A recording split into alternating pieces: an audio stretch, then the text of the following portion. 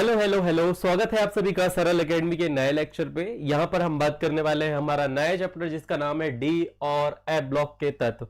ये दूसरा लेक्चर है। पहला लेक्चर नहीं देखा है तो देख लीजिए, वहां पर इंट्रोडक्शन की बात हुई थी, हमने काफी सारी चीजें उस लेक्चर में भी पढ़ा दी है। फिर भी उस चैप्टर उस लेक्चर की प्रॉपरली कुछ बातें हम यहाँ पर फिर से डिस्कस करेंगे, जिससे आपको एक बेसिक आइडिया लग जाए कि ये डी और एफ ब्लॉक होते क्या है। ठीक है, काफी सारी चीजें इस चैप्टर में आएंगी। तो हमने सामान्य परिचय पढ़ा था। हमने क्या पढ़ा था? उस टॉपिक का नाम ही जो था वो था सामान्य परिचय। सामान्य परिचय के अंतर्गत मैंने आपको आवर्त सारणी के बारे में बताया था, है ना, कि डी ब्लॉक के तत्व कहां स्थित होते हैं और उस पर कितने आवर्त होते हैं। ये सारी बात आज भी होगी वैसे, क्योंकि उस दिन हमने जनरल इंट्रोडक्शन के अंतर्गत सिर्फ आंतरिक संक्रमण तत्व, है ना, अंतः संक्रमण तत्व और संक्रमण तत्व और आंतरिक संक्रमण तत्व पढ़ा था। साथ ही मैंने आपको कुछ उपकोष के बारे में बताया था, मुख्य कक्षाओं के बारे में बताया था। फिर से आज उसी टॉपिक को थोड़ा सा डिटेल में पढ़ेंगे। आप सभी को पता है कि, चलो ये देखो, उस दिन हमने पढ़ा था कि इन वाले तत्वों को, ये जो वाले तत्व दिख रहे हैं आपको, इन्हें बोला जाता है एस ब्लॉक के तत्व। ठीक है, इन्हें बोला जाता है पी ब्लॉक के तत्व। ग्रीन वाली लाइन आपको दिख रही होगी। यहां पर वर्ग क्रमांक 3 से, कहां से? वर्ग क्रमांक 3 से वर्ग क्रमांक 12 तक। और आवर्त की यदि बात करें तो हमारे फर्स्ट, सेकंड, थर्ड, फोर्थ, चौथे आवर्त से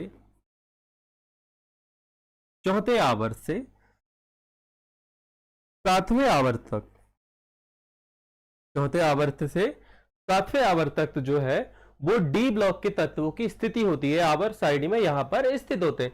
ये सारी बात हो चुकी थी। आज हम बात करेंगे इन्हीं के अंतर्गत एक और नई चीज, जिन्हें हम बोलते हैं संक्रमण श्रेणियां। क्या बोलते हैं? ये आप टाइटल देख के आए होंगे, संक्रमण श्रेणियां।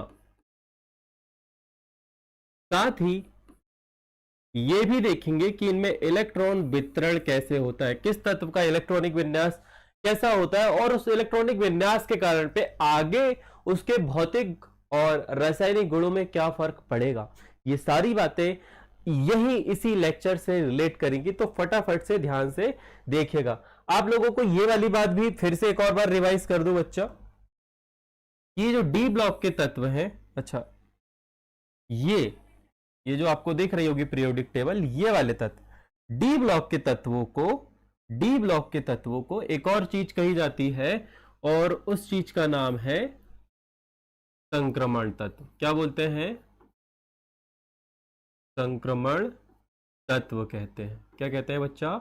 संक्रमण तत्व। और इन दोनों लोगों, ये दो लाइनें जो आपको दिख रही है, 57, इसके बाद में आ गया 72, तो इनके बीच में टोटल 14 तत्व हैं। और इस वाली नीचे वाली लाइन पे भी आप देखोगे 89 से 104, इसके नीचे भी 14 की लाइन, टोटल 28 तत्व। क्योंकि एफ ब्लॉक में कितने तत्व आते हैं? 14 इलेक्ट्रॉन आते हैं। एफ ब्लॉक में कितने इलेक्ट्रॉन, मैंने तत्व गलती से बोल दिया, एफ ब्लॉक में 28 आते हैं। और यदि तत्व इलेक्ट्रॉन की बात करें, इलेक्ट्रॉन की यदि बात करी जाए तो टोटल 14 इलेक्ट्रॉन आते हैं ना। तो एस उपकोष में, ये एस उपकोष में आप सभी को पता है। फिर आएगा अपना पी उपकोष, फिर आएगा, अलग अलग कलर ले रहे हैं तो अलग अलग कलर ले ही लेते हैं। फिर आएगा आपका डी, और फिर अंत में आ जाएगा आपका एफ। व्हाइट कलर है हमारे पास में, चलो बढ़िया। एस उपकोष 2 इलेक्ट्रॉन आते हैं। यहां पर टोटल 6 इलेक्ट्रॉन आते हैं। यहां पर टोटल 10 इलेक्ट्रॉन आते हैं।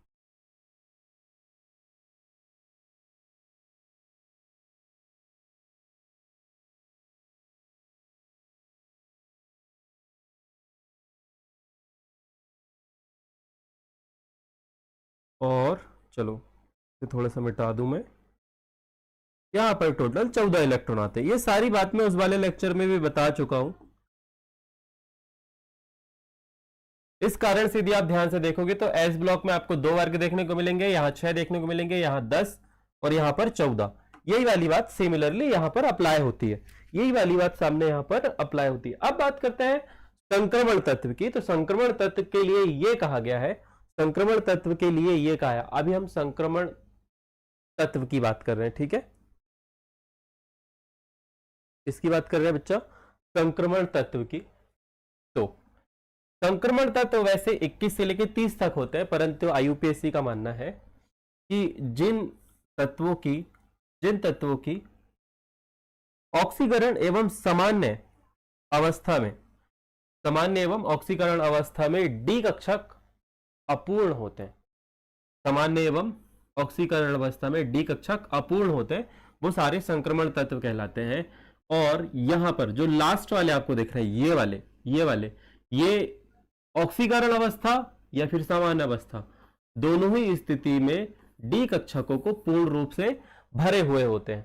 उदाहरण अपन समझते हैं एक डायग्राम से समझ लेते हैं कि क्यों इन्हें, क्योंकि एक प्रश्न आएगा, बार बार आता है, हर बार आता है, तो क्यों ना इलेक्ट्रॉनिक विन्यास लेके आपको परमाणु की मैं संरचना ही बना के बताऊं। थोड़ा डीप होगा, थोड़ा टाइम लगेगा, परंतु चूंकि आज बायोलॉजी की क्लास शायद ना हो, मैडम का स्वास्थ्य ठीक नहीं है, आप लोगों को बता दिया होगा उन्होंने, तो अपन एक काम करते हैं, अपन एक चित्र ही बना लेते हैं। किसका बनाएंगे? अपन बनाएंगे Zn का। अपन किसका बनाएंगे? Zn का। Zn का परमाणु क्रमांक होता है 30। ये इसका नाभिक है, और नाभिक पे प्रोटॉन और न्यूट्रॉन होते हैं, अर्थात धनावेश होते हैं। तो यहां पर हमने बना दिया धनावेश। चलो मैं ये सोच रहा हूं कि इसे ऐसा ना बना के प्रॉपरली शेप के रूप में बनाया जाए। कैसे बनाया जाए बच्चा? शेप पे बनाते हैं। तो ये पहली कक्षा है हमारी, दैट इज नाभिक। ये लो, ये अपना नाभिक है हरा वाला, ठीक है। इस पे अब इसको सिलेक्ट करके जरा इसके मार्क हटा देने चाहिए, मार्क हटाओ, कॉपी बनाओ, और इस कॉपी को कर दो थोड़ा सा, ओहो कॉपी करने में तो दिक्कत हो रही है। कॉपी करने में दिक्कत ये हो रही है कि कॉपी जैसे ही मैं इसकी कॉपी कर रहा हूं, चलो ये हो गई, ओहो इसे अपने को करना पड़ेगा सेलेक्ट करके इसका मार्क हटाओ और ये बना दो पहली कक्षा, ठीक है। फिर अपन बनाते हैं एक और दूसरी कक्षा, ये रही। तुम लोगों को प्रॉपरली शेप बनाना है। एक बार समझ ले कि संक्रमण तत्व इन्हें क्यों नहीं कहा जाता और सामान्य और ऑक्सीकरण अवस्था होती क्या है। तो इसे चित्र से, डायग्राम से समझना बहुत ही ज्यादा इंपॉर्टेंट है, ठीक है। तो सारी चीजें एक एक करके समझोगे, और मैं सारी कक्षाओं के कलर भी अलग अलग कर देता हूं। ओहो, इसे सेलेक्ट करना था, मार्क हटाना था, इसका कलर जो है वो कर देते हैं अपन येलो। ये हो गई हमारी दूसरी कक्षा। चित्र अच्छा बनना चाहिए। क्या अच्छा बनना चाहिए? चित्र अच्छा बनना चाहिए, ताकि तुम लोगों को समझ में आए। ये मुख्य क्वांटम संख्या है, अर्थात n है। ध्यान से सुनना, हर एक चीज इंपॉर्टेंट है। मैं कुछ नए नए शब्द बोलूंगा तो ये समझ में आना चाहिए आप लोगों को, ठीक है। मार्क हटा दो, कलर चेंज कर दो ऑरेंज, थोड़ी सी बड़ी कर देना चाहिए मेरे हिसाब से। येलो अपन ने बड़ी कर दिया।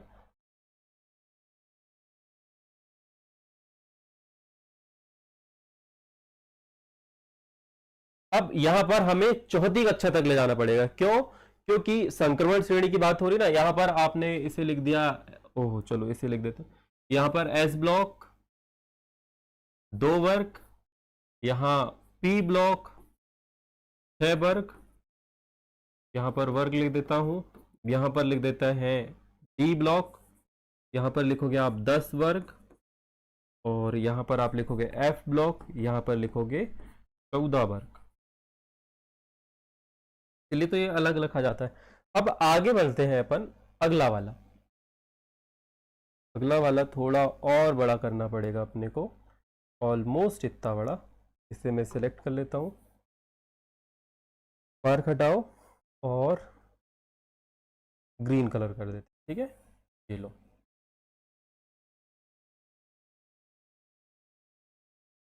अब देखो, अब बहुत ध्यान से समझना, यहां पर ये जो व्हाइट कक्षा आपको दिख रही है, ये है पहली कक्षा।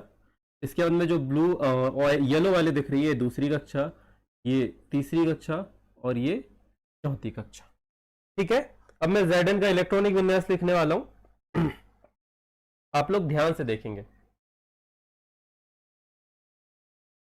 Zn का परमाणु क्रमांक होता है 30। Zn का परमाणु क्रमांक होता है 30। इसे थोड़ा सा छोटा कर दूं, ये आपको याद। अच्छा, जिसे इलेक्ट्रॉनिक विन्यास लिखते नहीं आता है वो कमेंट करके बताना। 11th का जब भी वीडियो बनाऊंगा तुम लोगों को आपबाऊ के नियम के अनुसार समझा भी दूंगा कि कैसे इलेक्ट्रॉनिक विन्यास लिखते हैं। यहां पर हम बात कर रहे हैं Zn की। Zn का Z, जिसे हम परमाणु क्रमांक बोलते हैं, ये होता है 30, ठीक है। और इसका क्या बोलते हैं, यदि परमाणु द्रव्यमान की बात करें तो ये होता है 65, 65। 65 क्यों होता है सर?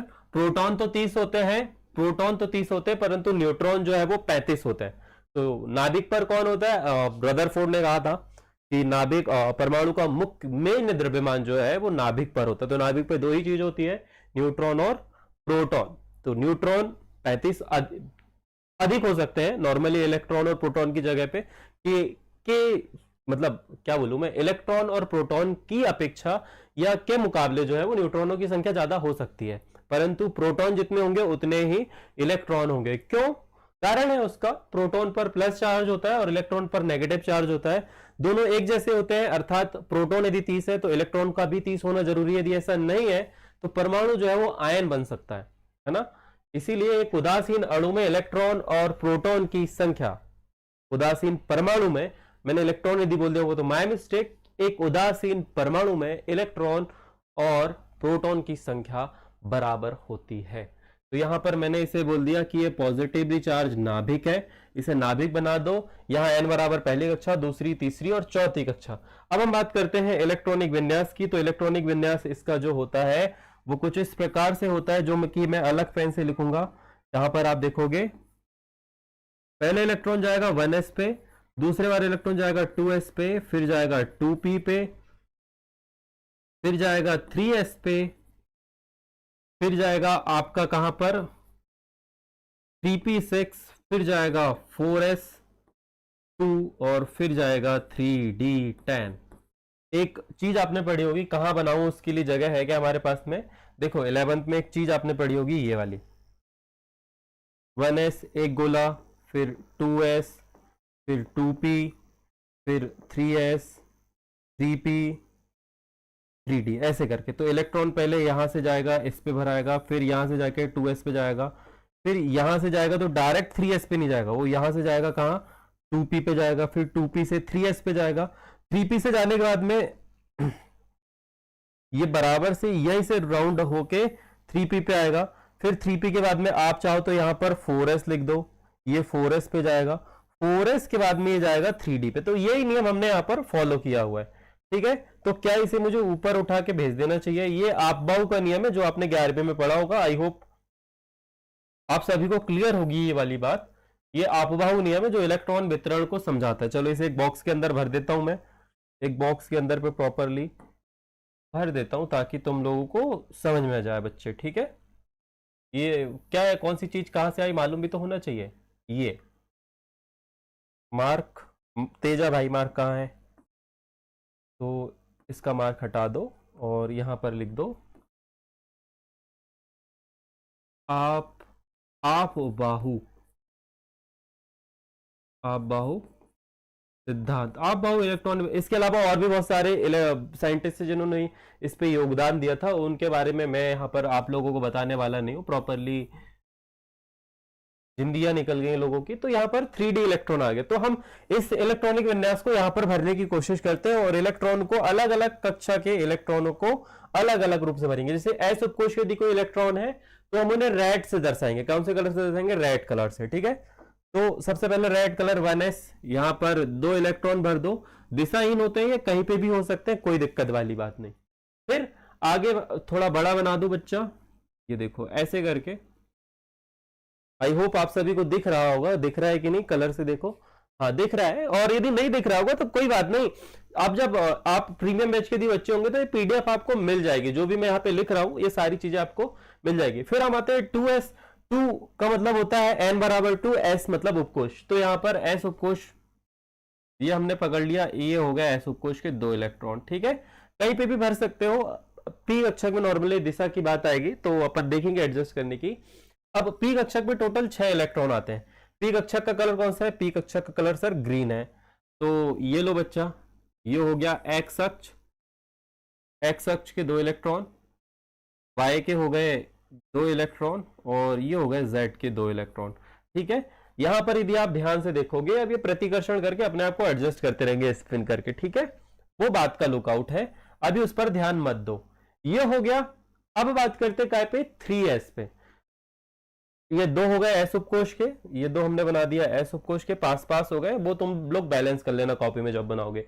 फिर 3s पे आते हैं, तो 3 का हमने जो 3s पे आए, फिर से हम 3 कक्षक पे है, तो हमारे पास में रेड है, तो हमने यहां पर पकड़ लिया कि ये 3 है, 3s के 2 इलेक्ट्रॉन। रेड वाले जो है वो d कक्षक के, प्रॉपरली वहां कलर देखना, ये देखो, ये s उपकोष का सूचक है, ये p का है, ये d का है, और ये f का है। अब हम बात करते हैं फिर से कौन से कक्षक की बेटा?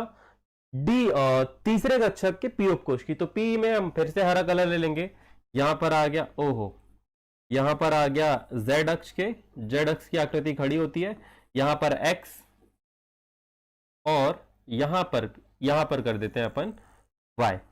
ये हो गए 6 इलेक्ट्रॉन।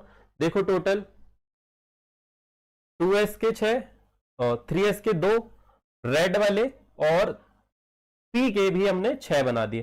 तो अब आते हैं 4s पे। तो 4s के 2 इलेक्ट्रॉन ये रहे बाहरी कक्षा में, ये देखो ये बाहर स्पिन कर रहे हैं यहां पर। और d कक्षक, अब बात करते हैं d, क्योंकि ये समझना इसलिए जरूरी क्योंकि इस एक ही मैप से मैं आगे तुम्हें ये बताने वाला हूं कि डी कक्षकों का सामान्य इलेक्ट्रॉनिक विन्यास क्या होता है। डी कक्षकों का सामान्य इलेक्ट्रॉनिक विन्यास क्या होता है, ये इंपॉर्टेंट बात है हमारे लिए, ये पूछा जाता है, बार बार पूछा जाने वाला प्रश्न है। ऑब्जेक्टिव प्रैक्टिस जब आप करोगे, यदि आप 12th के पेपर दे रहे हो, नीट के दे रहे हो, पीएनएसटी के दे रहे हो, तो ये पता होना चाहिए।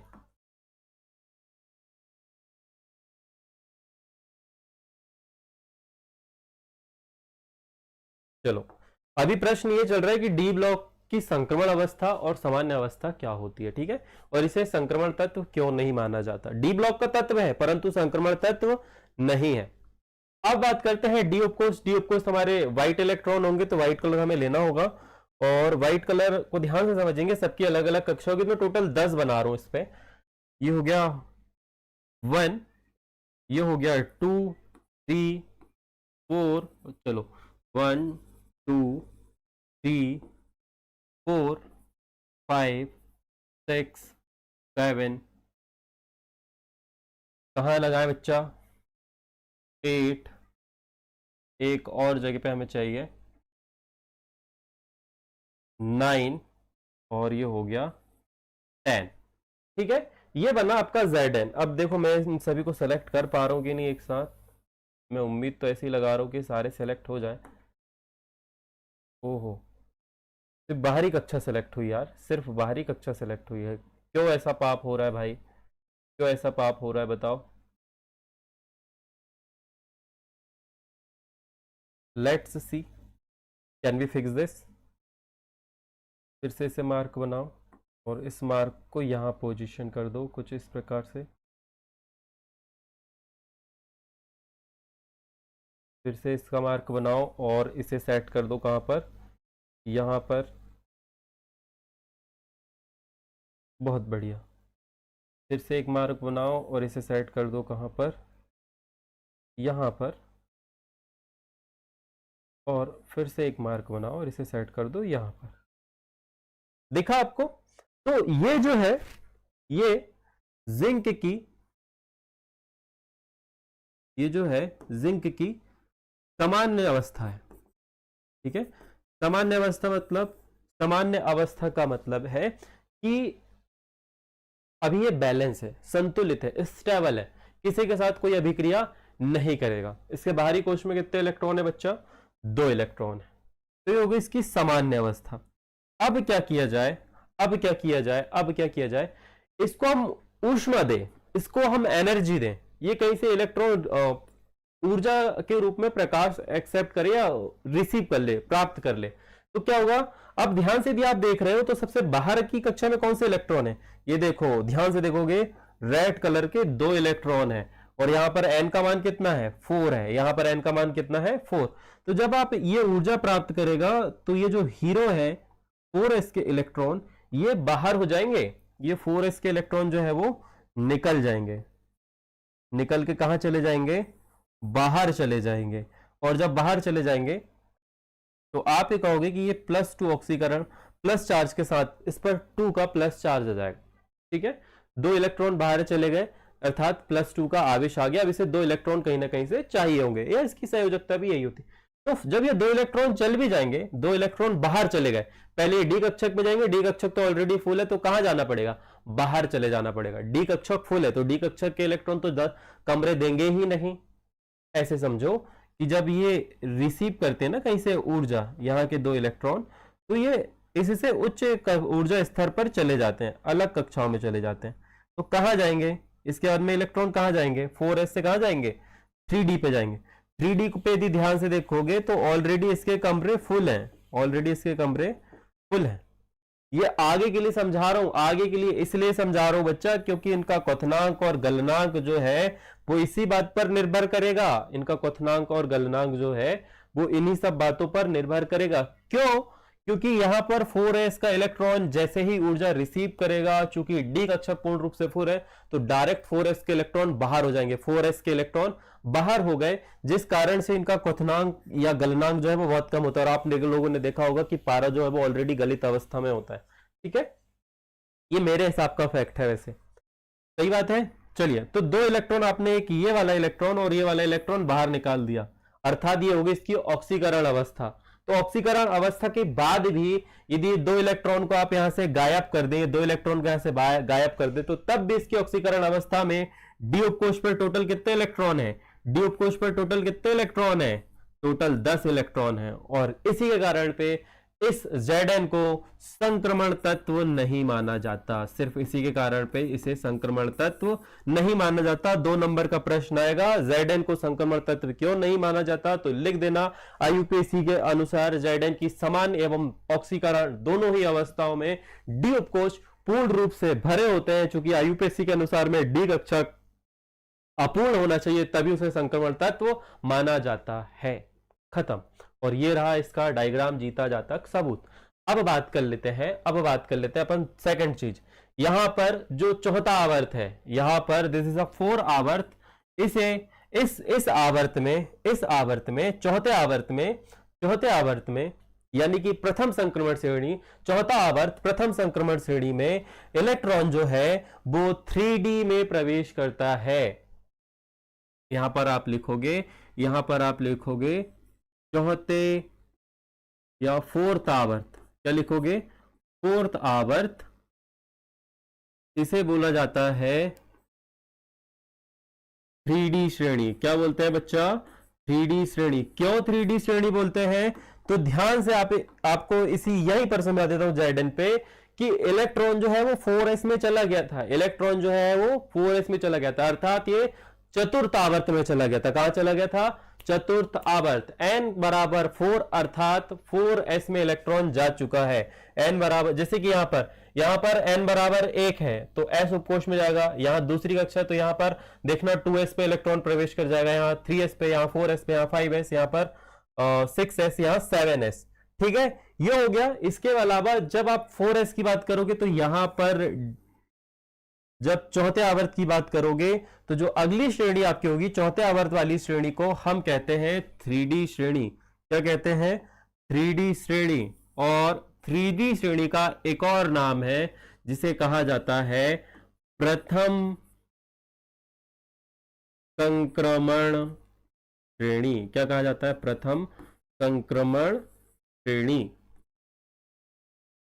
आप ये कह सकते हो कि इलेक्ट्रॉनिक विन्यास के आधार पर या फिर डी ब्लॉक के तत्वों के आधार पर उन्हें क्रमशः 4 आवर्तों में रखा गया है। चौथा आवर्त, पांचवा आवर्त, छठवां आवर्त और सातवां आवर्त। आज सब कुछ क्लियर हो जाएगा, भले ही लेक्चर लंबा हो जाए मेरे हिसाब से। अब जो बातें होने वाली है, सर का फ्लो बिल्कुल बन चुका है, सर कहीं डिस्टर्ब नहीं होंगे। तो ये होगी प्रथम चतुर्थ आवर्त। अब बात कर लेते हैं अपन पांचवें आवर्त की, जब इलेक्ट्रॉन 5s पे जाएगा। कहां जाएगा बच्चा? 5s। एन का मान देखना, बाहरी कक्षा का मान जो होगा वो होगा 5। अभी तुम्हें सामान्य इलेक्ट्रॉनिक विन्यास में बताऊंगा कि डी उपकोष का जो सामान्य इलेक्ट्रॉनिक विन्यास होता है ना, वैसे होता है n-1। यहां पर आप लिखोगे डी, ये होगा 1 से 10। कितना हो सकता है? 1 से 10 हो सकता है, होगा 1 से 10 हो सकता है। आप बोलेंगे सर 9 वाले को तो संक्रमण श्रेणी, तो नहीं, कुछ तत्व ऐसे हैं जिनके बाहरी कक्षा में 10 इलेक्ट्रॉन होते हैं परंतु एस उपकोष 0 होता है। यह भी बात होगी, बहुत ही रोचक तथ्य है, बहुत ही इंपॉर्टेंट चैप्टर है ये। इंपॉर्टेंट सर इसीलिए बोल रहे क्योंकि यदि आपने तत्वों को समझ लिया तो आप ये समझ पाएंगे कि ये किस प्रकार से अभिक्रिया देते हैं। ये ठोस है या कठोर है तो कठोर क्यों है, ये तत्व जो है वो द्रव्य है तो द्रव्य क्यों है, भंगुरता का गुण रखता। तो ये सारी बातें जो निकल के आती है, किस पर निकल के आती है? इलेक्ट्रॉन की व्यवस्था पर, कि इलेक्ट्रॉन कैसे परमाणु पर ऑर्बिट कर रहे हैं, कैसे स्पिन कर रहे हैं। यदि आपने इस बात को जान लिया तो आप तत्वों को बहुत अच्छे से समझ सकते हैं। इसीलिए डी और एफ ब्लॉक को रखा गया। इसके बाद का जो तत्व है दैट इज उपसहसंयोजन रसायन। चूंकि उपसहसंयोजन रसायन इसके बाद, इसका मुख्य कारण है कि डी ब्लॉक के तत्व जो है वो परिवर्ती संयोजकता दर्शाते हैं। संक्रमण तत्व का मतलब ही होता है कि ये जो है ये दोनों प्रकार के ऑक्सीकरण अवस्थाएं दर्शाते हैं। यहां पर आपने लिख दिया N-D-1, यहां पर आ जाएगा NS, और NS पे लिखोगे 1 से 2 इलेक्ट्रॉन। ठीक है, N बराबर क्या है? यहां पे N क्या है बच्चा? तो N जो है वो सबसे बाहरी, जो बाहरी कक्षा, बाहरी कोश, या आप लिख सकते हो बाहरी कक्षा। इसका मतलब क्या है? बाहरी कक्षा से एक कम। क्या लिखा है ये? बच्चे अक्सर करके कंफ्यूज हो जाते हैं। तो बाहरी कक्षा से एक कम। फॉर एग्जाम्पल, जैसे कि हमने यहां पर माना था कि आपने देखा होगा जैसे कि यहां पर n बराबर 4 था, यहां पर n बराबर क्या था, और f पर कितने इलेक्ट्रॉन थे? 2 थे। तो यहां पर n बराबर आपने 4s लिख दिया था। मैं जिंक की बात कर रहा हूं। मैं किसकी बात कर रहा हूं? मैं बात कर रहा हूं यहां पर जिंक की। किधर गया हमारा जिंक भाई? ये है, ये रहा पेज। देखो यहां n का मान कितना है? यहां n का मान जो है NS1 से लेके 2 होता है। NS1 से लेके 2 होता है। एक ही इलेक्ट्रॉनिक विन्यास में सब कुछ समझा जा सकता है। तो N1S2 2 इलेक्ट्रॉन आ गए, तो n बराबर कितना था? 4 था। तो D बराबर, यदि आप ध्यान से देखोगे तो D बराबर आप कह सकते हो 4 से एक कम। कितना होगा? 3। 4 से एक कम, यहां n का मान कितना आएगा? 3 आएगा। 4 से एक कम 3 D। अब 1 से 10 इलेक्ट्रॉन हो सकते, तो कितने थे वहां पर? 10 थे। इस प्रकार से आप N-1 लिख सकते हो। तो आपसे बार बार एक प्रश्न आता है ऑब्जेक्टिव में कि डी ब्लॉक के तत्वों का सामान्य इलेक्ट्रॉनिक विन्यास होता है। डी ब्लॉक के तत्वों का सामान्य इलेक्ट्रॉनिक विन्यास होता है, जो मैं आपको बाद में भी लिखवा सकता हूं। अभी इसे अपन ना थोड़ा से साइड में कर देते हैं, ठीक है। तो आप लिखोगे N-1 अर्थात N से एक कम D, उसके ऊपर लिख देना 1 से 10 इलेक्ट्रॉन आ सकते हैं, और फिर में NS उपकोष में 1 से 10 इलेक्ट्रॉन। अब बात करते हैं पांचवें आवर्त की। पांचवें आवर्त पे हम हैं, तो पांचवें आवर्त को बोला जाता है 4D श्रेणी। क्या बोलते हैं बेटा? 4D श्रेणी। इसमें यह देखा गया है कि आपके इलेक्ट्रॉन जो है वो 4D कक्षक में प्रवेश करते हैं। जैसे यहां पर जिंक के लिए देखा गया था 3D में प्रवेश कर रहा था, 3D था, तो वहीं पर आप ये कह सकते हो कि जब 4D में जाएगा अब, अर्थात यहां पर जो S का मान होगा ना वो 5 होगा। N का मान जो होगा वो 5 होगा। मैं गलती से यदि S बोल दो तो भूलना मत। यहां पर N का मान जो 5 होगा, यहां पर N का मान जो है वो 4 होगा। S तो उपकोष होते हैं, इसमें क्रमशः 2 ही इलेक्ट्रॉन। तो ये होगी चतुर्थ श्रेणी। और इस वाले की यदि बात करें तो इसे बोला जाता है द्वितीय संक्रमण श्रेणी। क्या बोलते हैं बेटा इसे? द्वितीय संक्रमण श्रेणी। ये सब आपको लिखना है, ये सब आपके टॉपिक में, और नॉर्मली PMST में देखा गया है और 12th में देखा गया कि इस वाले चैप्टर से ऑब्जेक्टिव अंदर से पूछ लिए जाते हैं। कुछ भी ऑब्जेक्टिव हो सकता है इस टॉपिक से। तो बिल्कुल आपको सब कुछ पढ़ना है, और सब कुछ तब पढ़ोगे सरल एकेडमी के साथ पढ़ोगे, क्योंकि हर एक बात की डिटेलिंग यहीं पर दी जाती है। अब आप बात करेंगे छठवें आवर्त से, चूंकि फ्लो बनने में थोड़ा सा टाइम लगता है तो लेक्चर पे थोड़ा टाइम दिया करो। आगे हम बात करते हैं, यहां पर आप जाएंगे 5D के अंतर्गत, 5D में चले जाएंगे। तो 5D में 1 से लेकर 10 इलेक्ट्रॉन हो सकते हैं, तो इसे 5D श्रेणी भी कहा जाता है, और इसे हम बोलते हैं, ओह द्वितीय नहीं सर, तृतीय। क्या बोलते हैं इसे बोला जाता है तृतीय संक्रमण श्रेणी। क्या बोला जाता है? तृतीय संक्रमण श्रेणी। इनऑर्गेनिक केमिस्ट्री के दो जो चैप्टर हैं बच्चों को देख के बिल्कुल समझ में नहीं आते, पूछते हैं भगवान ये क्या हो गया, परंतु चिंता ना को, बिल्कुल ध्यान से रोज लेक्चर लगाओगे सब कुछ ठीक हो जाएगा। 7वें आवर्त पर जैसे ही हम आएंगे एन का मान जो है वो 7 हो जाएगा। एन का मान क्या हो जाएगा? 7। मुख्य कक्षा का मान हो जाएगा 7, और 7 जब एन का मान 7 होगा, एन का मान 7 होगा तो डी का मान कितना होगा? एन से 1 कम, अर्थात आपका इलेक्ट्रॉन जो है वो 6D में प्रवेश करेगा, और 6D में 1 से लेके 10 इलेक्ट्रॉन आते हैं, तो इसे लिख दोगे 6D श्रेणी। मैं हर बार श्रेणी को पता नहीं श्रेणी करने वाला होता हूं, श्रेणी श्रा, यहां पर इसे आप बोलते हैं चतुर्थ संक्रमण श्रेणी, चतुर्थ संक्रमण श्रेणी।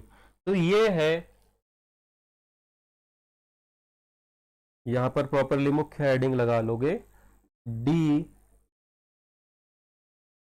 ब्लॉक के तत्वों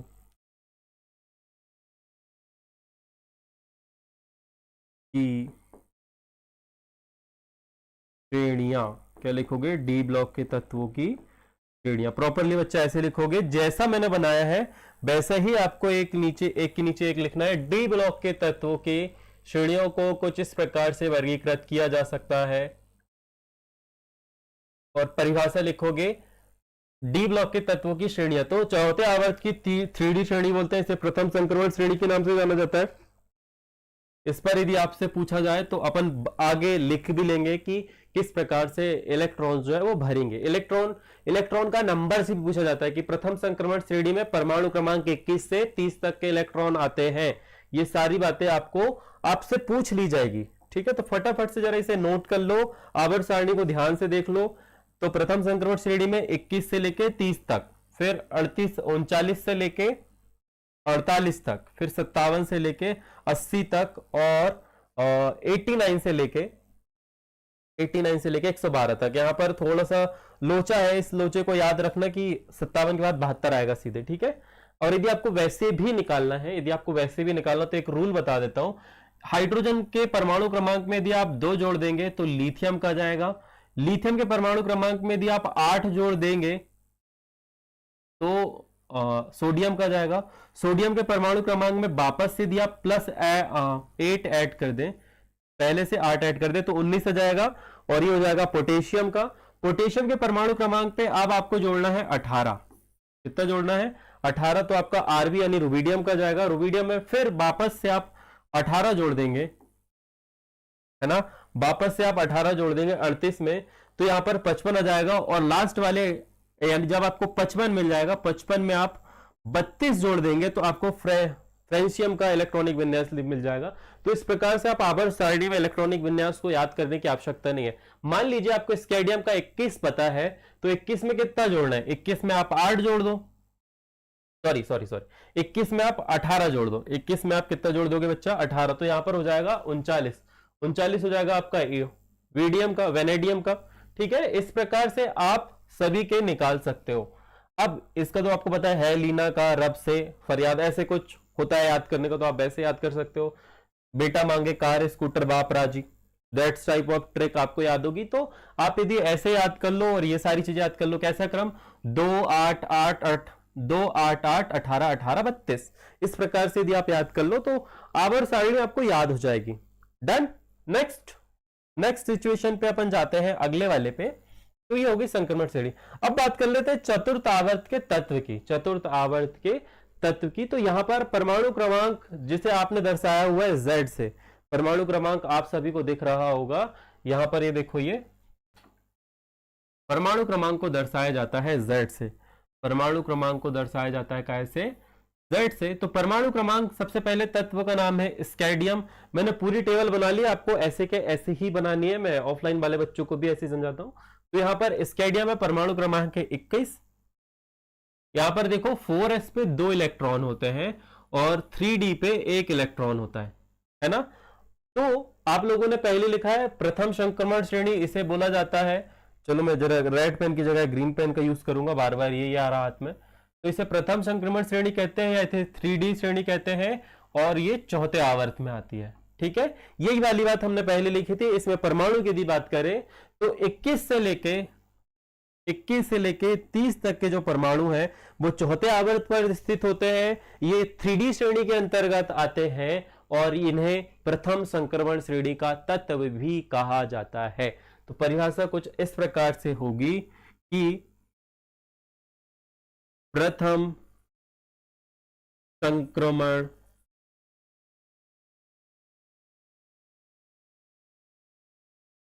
श्रेणी, प्रथम संक्रमण श्रेणी, ये आपको लिखना है बच्चा, है ना, मैं लिख दूंगा। प्रथम नोट्स भी बने हुए हैं, प्रीमियम बैच वाले जो बच्चे हैं उनको चाहे तो वो यहां से नोट्स बना सकते हैं, या फिर आप लोगों के लिए बच्चा मैंने नोट्स ना ऑलरेडी वहां पर अपलोड करके रख दिया है। तो प्रथम संक्रमण श्रेणी की परिभाषा लिखोगे कुछ इस प्रकार से, ऐसे करके।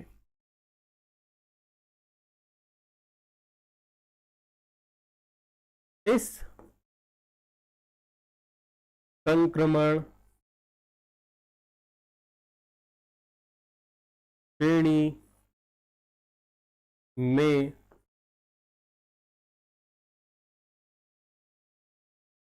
इलेक्ट्रॉन, यही सेम याद रखोगे, इलेक्ट्रॉन चौथे यानी कि 4th आवर्त में स्थित, 4th आवर्त में स्थित होते हैं। यह श्रेणी परमाणु क्रमांक में Z लिख रहा हूं, परमाणु क्रमांक Z यानी 21 से 30 तक होती है, या आप ऐसे भी लिख सकते हो, या स्कैंडियम से Zn तक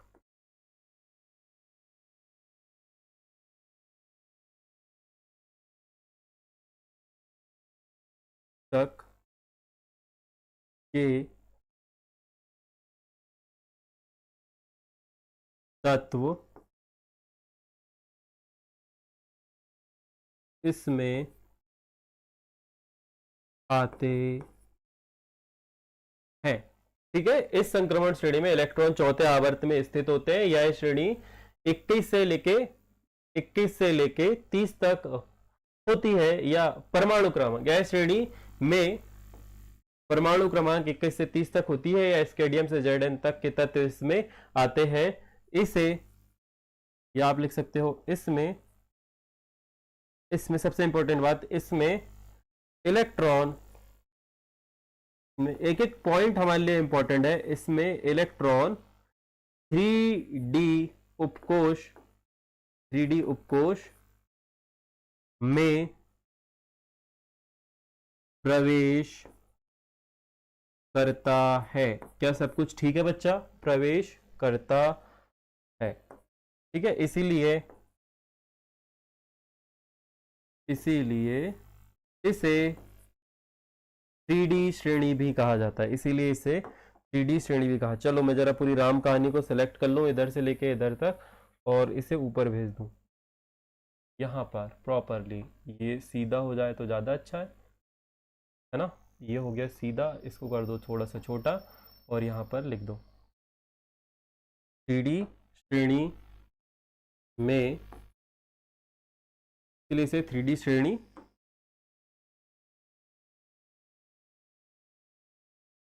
भी कहते हैं। वेरी गुड, ठीक है। इस संक्रमण श्रेणी में इलेक्ट्रॉन फोर्थ आवर्त में स्थित होते हैं। यह संक्रमण श्रेणी में यह संक्रमण श्रेणी परमाणु क्रमांक 21 से 30 तक होती है। स्केडियम से Zn तक के तत्व इसमें आते हैं। इसमें इलेक्ट्रॉन 3D में प्रवेश करते हैं, इसीलिए इसे 3D श्रेणी भी कहते हैं। अब आप बोलेंगे उदाहरण, तो उदाहरण एक में Zn का आपको परमाणु क्रमांक लिखवा ही चुका हूं। आप यहां पर स्केडियम का लिख लीजिए। स्केडियम का जो परमाणु क्रमांक है, स्केडियम का जो परमाणु क्रमांक है, यहां से एक हटाओ सर।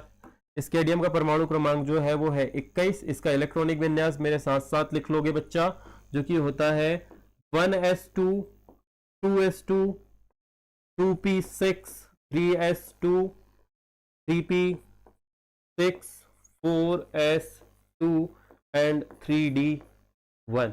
इसी प्रकार से जब आपको Zn का लिखना होगा तो आप लिखेंगे 1s2 2s2 2p6 3s2 3p6 4s2 और 3d10। ये होगा Zn का। अब देखने वाली बात यह है, सबसे इंपॉर्टेंट फैक्टर जो बार बार परीक्षा में देखा गया, जो पूछा जाता है कि क्रोमियम का परमाणु क्रमांक कितना होता है और इसका इलेक्ट्रॉनिक विन्यास लिखिए। क्या प्रश्न होगा बच्चा? क्रोमियम का परमाणु क्रमांक कितना है और इसका इलेक्ट्रॉनिक विन्यास क्या होता है? तो ध्यान से यदि देखा जाए तो यहां पर सभी के 4s में दो इलेक्ट्रॉन है। सिर्फ दो तत्व ऐसे होंगे जिनके 4s में एक ही इलेक्ट्रॉन होगा, और उन तत्व का नाम है क्रोमियम और कॉपर। कौन कौन? क्रोमियम और कॉपर। इनके 4s में एक इलेक्ट्रॉन है और इसके में भी एक इलेक्ट्रॉन है। दोनों ही धातुएं चमकदार होती हैं। क्रोमियम आपने देखा होगा, जो गाड़ियों के जो होते हैं ना, क्या बोलते हैं, जो चमकदार, वो क्रोम फिनिशिंग के लिए ना, देखो चमकदार से जो होते हैं, ब्रांड के लोगों पर देखा होगा चमकदार से, क्रोमियम। और यहाँ पर कॉपर आप लोगों ने देखा होगा, बहुत सारी जगह देखा है कॉपर, तो सर नॉर्मली देखने को मिलते हैं। तो यहां पर कॉपर, क्रोमियम की यदि बात करूं मैं, तो क्रोमियम का भी समझ लो बच्चा, ये है Cr क्रोमियम। इसका इलेक्ट्रॉनिक विन्यास कुछ इस प्रकार से होना चाहिए, 1s2 2s2। चलो मैं अलग कलर से लिख देता हूं ना, और बहुत अच्छे से लिखता हूं। इंग्लिश वाला पेन है तो क्यों ना मैं एक नया पेन ट्राई करूं, बार बार एक ही एक पेन से लिख लिख के बोर हो गए। तो यहां पर अपन लिखेंगे 1s2, फिर आगे आप लिखोगे 2s2 2p6, फिर आगे जाते हैं, यहां पर आएगा 3s2 3p6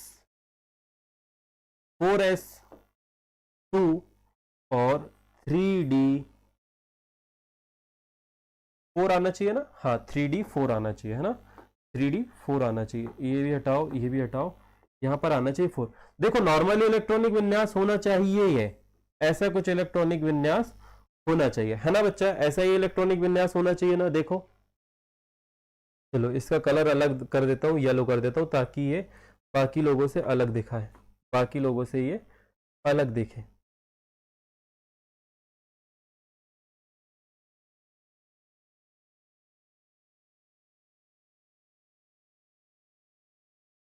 तभी आप लोगों को ये बाकी लोगों से अलग दिख रहा होगा, ठीक है। अभी आप लोग कॉपर को यदि क्रोमियम को यदि ध्यान से देखोगे तो इसका इलेक्ट्रॉनिक विन्यास बाकी लोगों से आपको अलग दिख रहा होगा, दिख रहा है। तो ये कुछ इस प्रकार से होना चाहिए, कुछ इस प्रकार से होना चाहिए। परंतु यदि आप ध्यान से देखोगे तो यहां पर 4s पे एक इलेक्ट्रॉन है, 4s पे यहां पर एक इलेक्ट्रॉन है, और 5d पे यहां पर 5 इलेक्ट्रॉन है। तो पता है क्या हुआ, पता है क्या हुआ, यहां पर परमाणु ने अपने आप को स्थिर किया। परमाणु क्या हुआ, यहां पर स्थिर हुआ। आप यदि ध्यान से देखोगे तो 4s पे 2 इलेक्ट्रॉन है, 4s पे 2 इलेक्ट्रॉन है, और 3d पर 1 2 3 4 एंड 5। तो यहां पर एक इलेक्ट्रॉन है, यहां पर एक इलेक्ट्रॉन है, यहां पर एक इलेक्ट्रॉन है, और यहां पर एक इलेक्ट्रॉन है। तो नॉर्मली ऐसा होना चाहिए, नॉर्मली ऐसा होना चाहिए। परंतु क्रोमियम का जो इलेक्ट्रॉन है, ये 2 इलेक्ट्रॉन जो जोड़े वाले इलेक्ट्रॉन है, जो बाहर इलेक्ट्रॉन है, ये यहां से मूव कर जाते हैं। जो मूव कर के कहां चले जाते हैं बच्चा, मूव करके ये इलेक्ट्रॉन चले जाते हैं यहां पर, और इसका ये कारण बताया गया है कि एक खाली इलेक्ट्रॉन डी कक्षक में होने के कारण पे इस परमाणु की स्थिरता कमजोर हो रही थी। और यदि यहां पर सारों का इलेक्ट्रॉन एक जैसा हो जाए, सारे इलेक्ट्रॉन कैसे हैं, अभी आप ये बोल सकते हो कि जो स्थिति है ये सममित है। कैसी है? सममित है। पहले जो थी दो भरे हुए थे और एक खाली था, असममित थी। तो असममित में स्टेबल रहने के लिए परमाणु को अधिक ऊर्जा की आवश्यकता होती, परंतु यहां पर सममित स्थिति है तो ऊर्जा का कम व्यय होगा, विनिमय ऊर्जा का कम व्यय होगा, जिस कारण से ये परमाणु अब आपका स्थिर हो गया। तो इसीलिए यहां पर से आप कुछ इस प्रकार से इसे देख सकते हैं कि यहां पर का एक इलेक्ट्रॉन निकला और यहां पर एक इलेक्ट्रॉन निकल के कहां चला गया, यहां पर हो गया 1 और यहां पर हो गया 5। और यही एक असमानता के कारण पे ये वाला क्रोमियम वाला ऑब्जेक्टिव सिमिलरली यहां पर भी आता है। और एक कॉपर वाला भी यदि ध्यान से देखोगे तो कॉपर का इलेक्ट्रॉनिक विन्यास भी ऐसा होना चाहिए कि अंत में 4s2 होना चाहिए, अंत में 4s2 होना चाहिए और 3d9 होना चाहिए। कितना होना चाहिए? 3d9, अर्थात ये वाली स्थिति। चलो मैं एक अलग कलर का पेन यूज करता हूं ताकि तुम लोगों को रिलेट कर पाओ कि बाद में जब मैं नहीं, मतलब जब आप लेक्चर नहीं देख रहे होगे, वैसे लेक्चर के बाद ही पीपीटी को ओपन करना, आज से 1-2 हफ्ते बाद में समझ पाओगी कि क्या कह रहे थे सर। ये पीपीटी तुम्हें मिल जाएगी, जो प्रीमियम बैच वाले बच्चे हैं ये पीपीटी मिल जाती है बेटा, है ना। यहां पर 1 2 3 4 5 6 7 8 9 ऐसे इलेक्ट्रॉन होने चाहिए, परंतु फिर से यह असममित है। यहां पर 2 इलेक्ट्रॉन 4s के हैं, इस प्रकार से। तो अब क्या होगा बच्चा, ये यहां का एक इलेक्ट्रॉन, यहां का एक इलेक्ट्रॉन जो है वो निकल के चला जाएगा यहां पर। तो ये बाहरी कक्षक पे एक इलेक्ट्रॉन रहेगा, चलेगा कॉपर को, परंतु जो डी कक्षक है वो पूर्ण रूप से फेल हो जाएगा, जिस कारण से कॉपर का परमाणु स्थायित्व प्राप्त करेगा, स्टेबल हो जाएगा।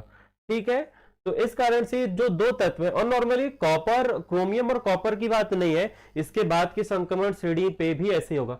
अभी आप ध्यान से देख लो, इस संक्रमण श्रेणी में इलेक्ट्रॉन चौथे आवर्त में जाते हैं, तो आगे वाले के लिए आपको लिखना है 5वें आवर्त पे जाते हैं। कहां जाते हैं बच्चा?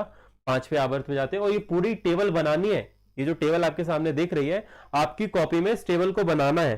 फटाफट से जरा मुझे देख के बताओ कितने लोग इस लाइव स्ट्रीम को देख रहे हैं। क्या कोई है? आ जाओ भाई। एक्चुअली दिक्कत यह है कि थोड़ी सी लाइव स्ट्रीम हमने डिले कर दी थी, इस वजह से कुछ बच्चे शायद आके चले गए, 7 बजे आके वो चले जाते हैं। कोई बात नहीं, बाद में देख लेना, जब भी देखो, क्योंकि इसके लेक्चर जो है वो बहुत कम ही यूट्यूब पर अवेलेबल है।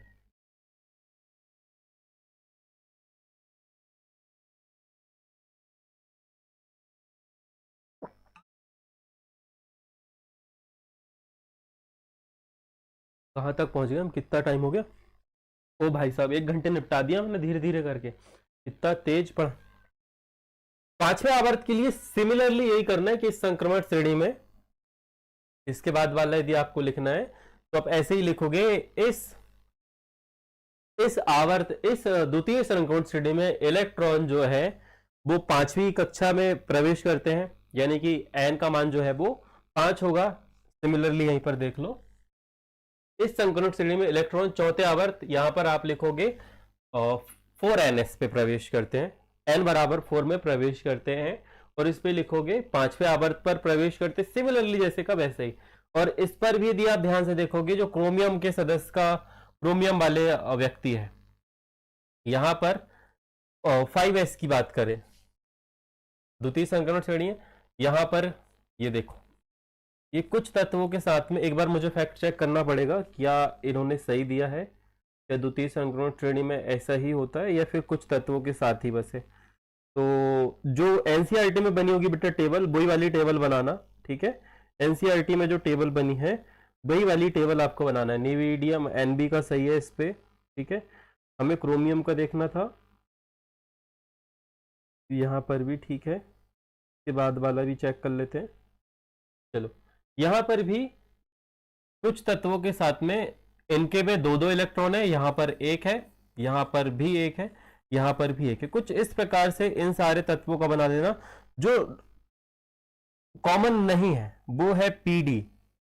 पीडी के लिए ये कहा गया है, पीडी के लिए कहा गया है कि जैसे जैसे परमाणु क्रमांक में वृद्धि होती है, जैसे जैसे जैसे जैसे परमाणु क्रमांक में वृद्धि होती है,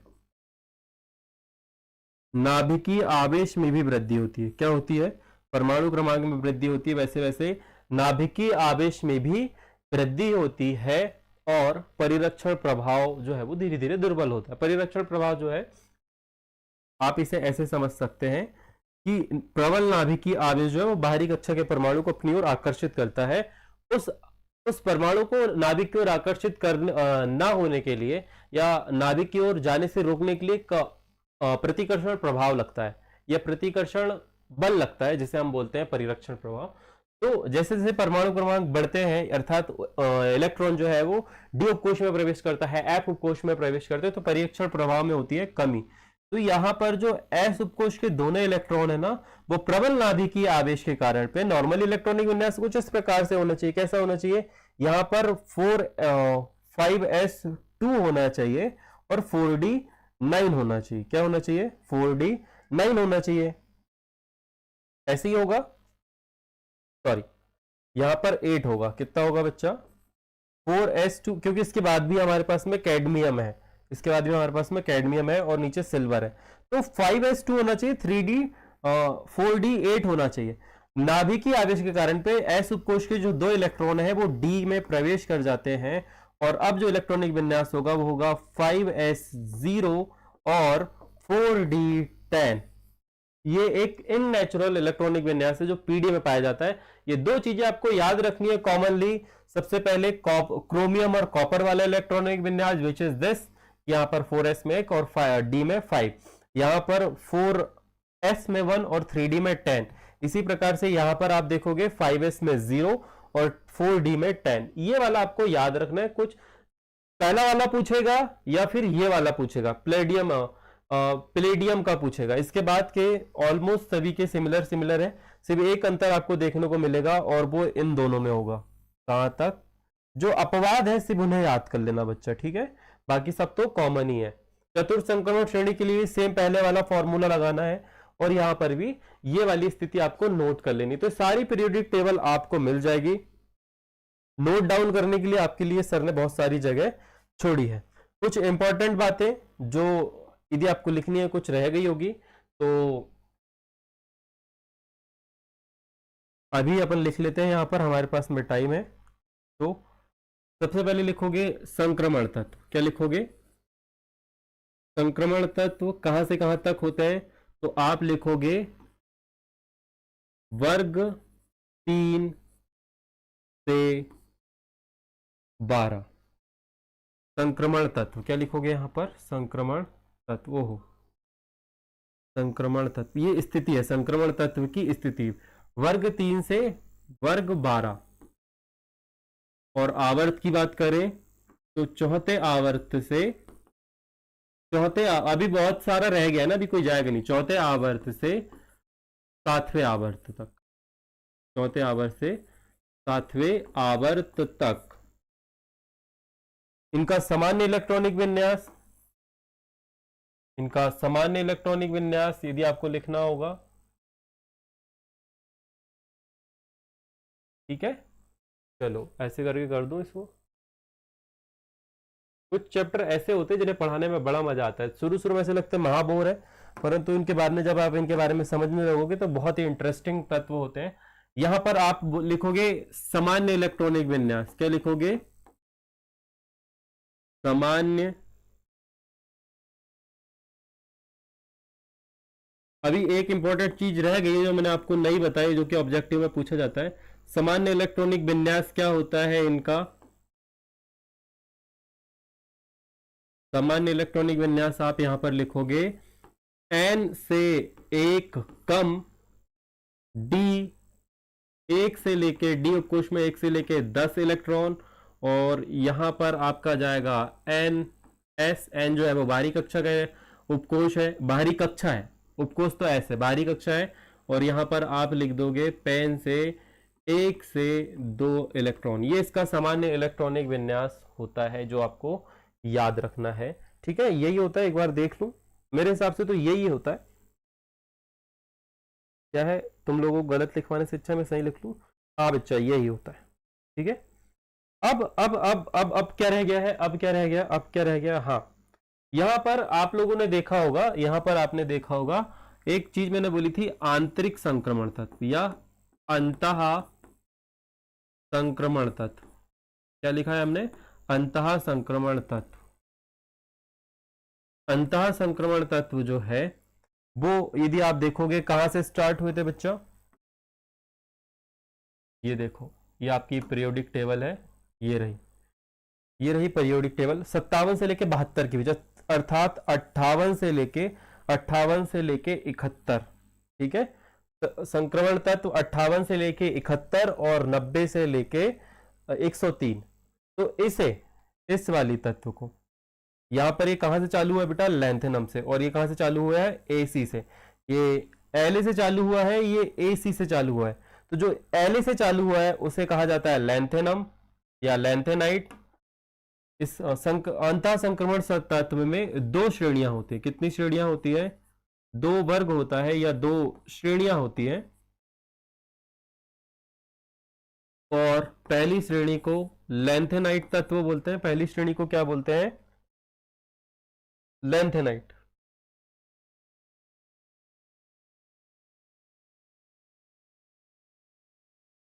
लैंथेनॉइड।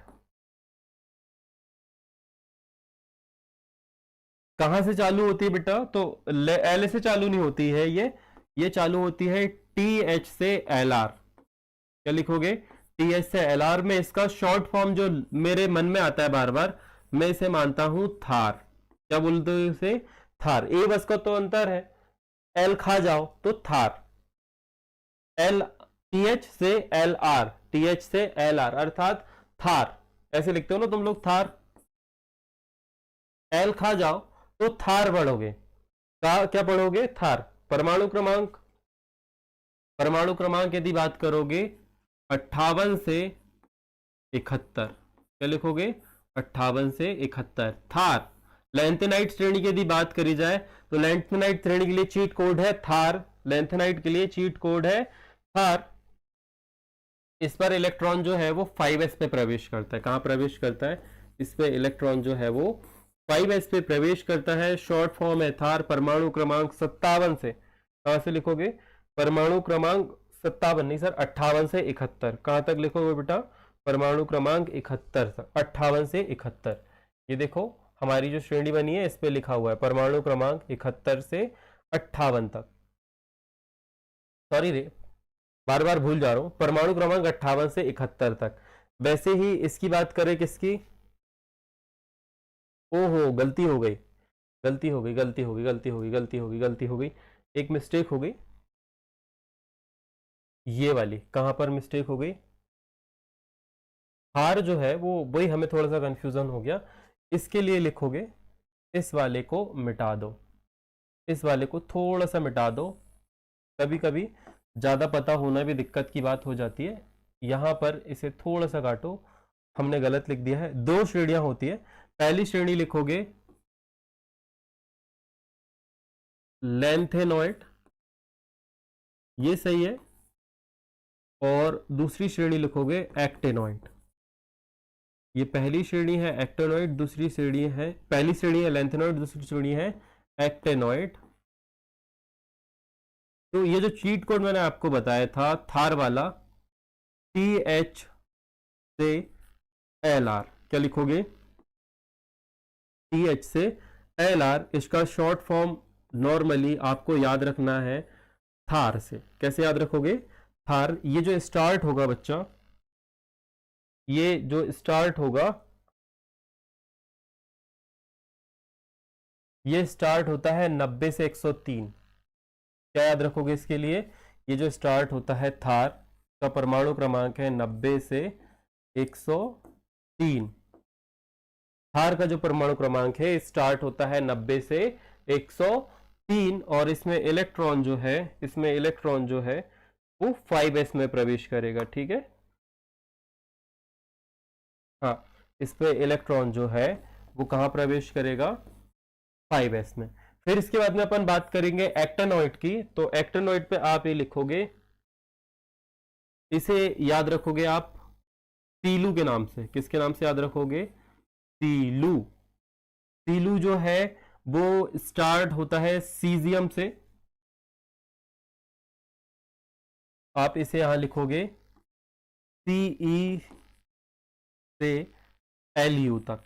सीलू का फुल फॉर्म होता है सीयू से लेके एलयू तक। परमाणु क्रमांक की बात करेंगे तो परमाणु क्रमांक आप लिखोगे 58 से 71। क्या लिखोगे? परमाणु क्रमांक 58 से 71। और इसमें इलेक्ट्रॉन जो है वो 4s में भरते हैं। कहां भरते हैं?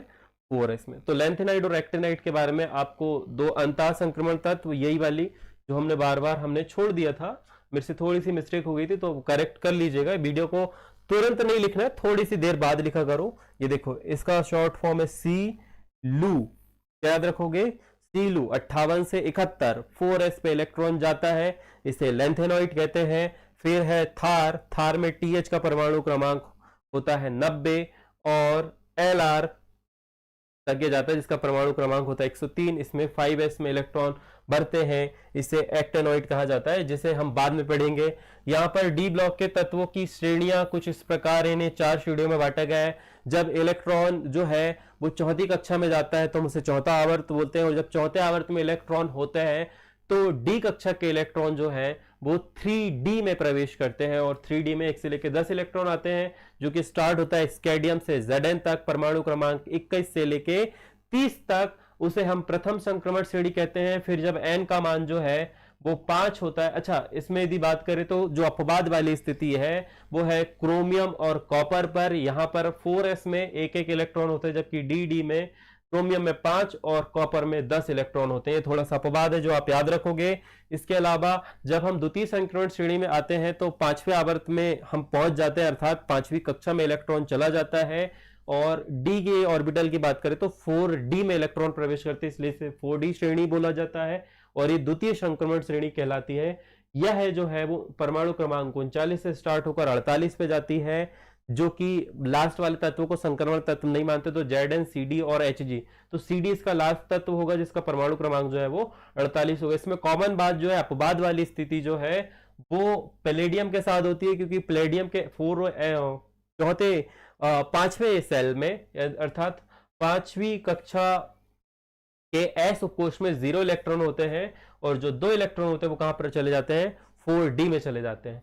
तो ये इकलौता ऐसा तत्व है जो अपवाद रखता है। आगे हम गए थे तो यहाँ पर परिभाषा लिख लेना, सभी के मैंने लिखवा दिया, और नहीं है तो नोट्स मांग लेना मेरे से, मैं नोट्स भेज दूंगा, मतलब नोट्स का एक्सेस तुम्हारे पास में है। फिर ये है हमारी तृतीय संक्रमण श्रेणी। इसमें इलेक्ट्रॉन जो है वो 6वीं कक्षा में, यानी कि 6वीं ऑर्बिटल में, 6वें ऑर्बिट में प्रवेश करता है।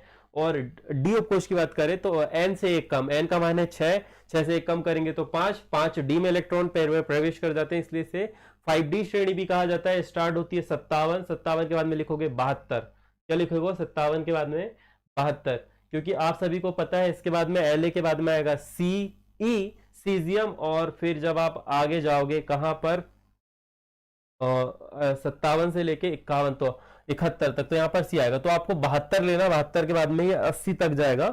तो 57, 72, 73, 74, 75, 76, 80 तक जाओगे तो लास्ट वाला तत्व जो है वो आ जाएगा पारा। पारे का क्वथनांक और गलनांक नॉर्मली सभी का कम होता है Zn के मुकाबले। Zn का अपन आगे ग्राफ भी देखेंगे इन सभी चैप्टर का, भौतिक और रासायनिक गुण जल्दी ही आने वाले हैं इस पे। तो यहाँ पर जो कॉमन रखने वाली बात है वो 2 तत्वों का मैंने आप लोगों को बोला है, ये बस थोड़े से अनकॉमन है, बाकी सब कुछ एज इट इज सेम का सेम है। अगली बात करते हैं अपन चतुर्थ संक्रमण श्रेणी। यहाँ पर ये 7वें आवर्त की बात हो रही है, अर्थात n का मान जो है वो 7 हो जाएगा। n का मान 7 बराबर इलेक्ट्रॉन जो है वो 7वें आवर्त में प्रवेश कर चुका है, 7वीं कक्षा में प्रवेश कर चुका है। और डी का मान जो है वो n से एक कम अर्थात 6 होगा, और 6D यहाँ पर हो जाएगा। क्या हो जाएगा? 6D श्रेणी हो जाएगी। इस पर कुछ भी अनकॉमन नहीं है, बस यहाँ पर थोड़ा सा देख लेना, बाकी सभी तत्वों के समय सब कुछ सेम है, सब कुछ सेम ही है। स्टार्ट की यदि बात करें तो 89 से 104 तक होता है, और आखिरी तत्व जो है वो हमारा 112 पे पहुंचेगा। कहां पहुंचेगा? 12 पे पहुंच जाएगा। तो सारे नाम और सूचक शब्द आपको लिख लेना है कॉपी में। इसके बाद में अगले वाले पेज में सर ने कुछ बताया क्या? हाँ, संक्रमण तत्व वर्ग क्रमांक 3 से 12 तक और आवर्त 7 से आवर्त 4 से 7 तक होते हैं। सामान्य इलेक्ट्रॉनिक विन्यास इनका ये होता है, लिख दिया है मैंने वहां पे, संक्रमण तत्व में 2 श्रेणियां, अंतः संक्रमण तत्व में 2 श्रेणियां होती है। लेंथेनाइड 58 से 71, 4s में इलेक्ट्रॉन, 4f में इलेक्ट्रॉन जाता है। लेंथेनॉइड में CE से LU, सीलू में इसे शॉर्ट फॉर्म में बोलता हूं। एक्टिनाइड का होता है थार 90 से 103 तक, 5s में इलेक्ट्रॉन, 5f में इलेक्ट्रॉन चला जाता है। अब कल से जो बात होगी आपके लिए वो होगी संक्रमण तत्व यानी डी ब्लॉक के तत्व के सामान्य गुण की। अब चूंकि हमें संक्रमण तत्व पढ़ना है, सॉरी डी ब्लॉक के तत्व पढ़ना है, तो हम Zn के बारे में भी बात करेंगे, हम CD के बारे में भी बात करेंगे और Hg के बारे में भी बात करेंगे। चूंकि इन्हें संक्रमण तत्व नहीं माना जाता परंतु डी ब्लॉक के तत्व तो हैं, तो इनके भौतिक गुण हमें पढ़ने हैं। सामान्य गुण जिन्हें बोला जाता है वो सारे गुण हम पढ़ने वाले हैं। तो एक एक चीज, एक स्पेशल चीजें इन सभी तत्वों में क्या क्या स्पेशल है, ये सारी बातें अब से होने वाली है। बस इस चैप्टर में यही है, इन तत्वों के बारे में बातचीत करी जाएगी। तो रोज आइएगा, रोज अपन एक एक टॉपिक कवर करेंगे, एक एक टॉपिक हमें कवर करना है और इस चैप्टर को भी खत्म कर लेना है। इसे अच्छे से समझ लेना, क्योंकि इस चैप्टर में जो बड़े एग्जाम है उससे ज्यादा क्वेश्चन देखने को मिलते हैं। ठीक है, इनऑर्गेनिक केमिस्ट्री का बेस है ये चैप्टर। इसके पहले वाले जो चैप्टर कार्ड दिए गए थे, एस उपकोष के तत्व और पी उपकोष के तत्व, ये आज भी पुरानी एनसीईआरटी पे मौजूद है जो कि बच्चे पढ़ते हैं। तो बड़े बहुत बहुत शुक्रिया आप सभी का, आपने यहाँ तक वीडियो देखा। बहुत ही इंपॉर्टेंट लेक्चर ये होने वाला था। आई होप आप सभी को पसंद आया होगा। तो लाइक शेयर सब्सक्राइब फॉलो सभी लोग कर लीजिएगा। जल्दी मुलाकात होगी नए वाले लेक्चर के साथ में, जो कि होगा कल। बायोलॉजी की क्लास नहीं है तो मैं मिलूंगा आपसे कल वापस से 7 बजे। आज थोड़ा सा लेट हो गया था बेटा, I am sorry for that, परंतु संक्रमण श्रेणियां तो पढ़नी पड़ेगी। शुक्रिया बहुत बहुत सभी का देखने के लिए। ध्यान रखिएगा अपना। राधे राधे।